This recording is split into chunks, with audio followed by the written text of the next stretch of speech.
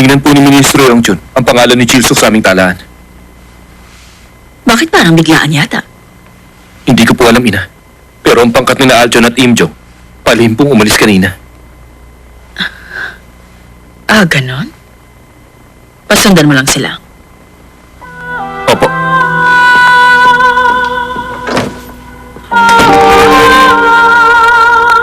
Sino yan?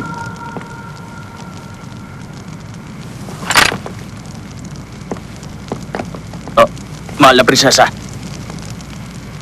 May kailangan akong gawin dyan. pero malalim na po ang gabi. Buksan ng pinto. Opo.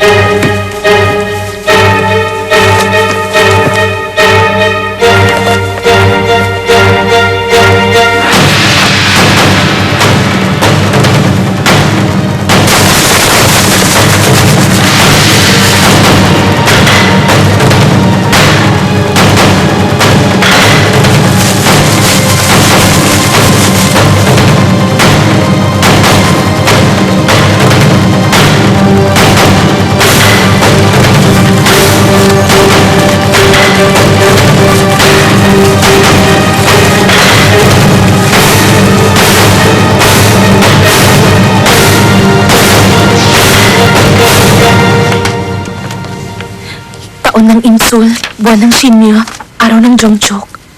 Taon ng Insul, buwan ng Shinmyo, araw ng Jongchok. Sa araw na ito, ang ika-6 na bituin sa pangkat ng 7 bituin ay nahati sa 2 at naging kambal na bituin. Pagkalipas ng 2 araw, muling naging isang bituin na yon. Isa yung mahiwagang kaganapan na pinag-usapan ng matagal ng maraming mamamayan. Yun lang. Yun lang ang nangyari nun. Naging kambal ang isang bituin.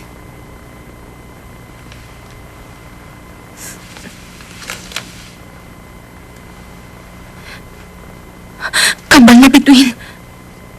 Kambal ang... Ang propesiya. May propesiya tungkol sa kambal.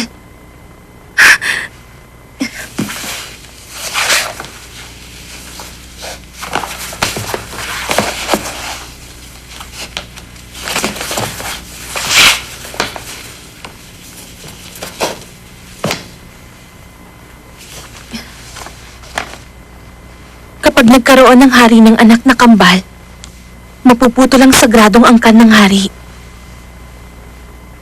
Hindi na magkakaanak ng prinsipe ang hari.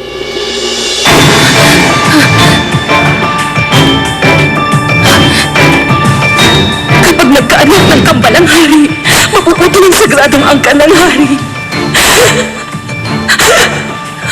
Nawalan na tayo ng 3 anak na lalaki. Dahil doon, dahil nagsilang ako ng kambal. Isa na naman mahal na prinsipe ang umanak. At ikaw ang may kasalanan.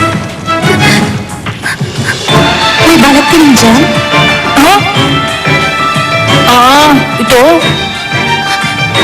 May ganyan din ako. Oh! Pati yung utos pareho din. Ang utos na tinanggap ni Chilso kay Mishi. Ngayon at patayin ako. Bakit? Aalamin ko pa. Malamang. Naroon ang sagot kung sino ako talaga.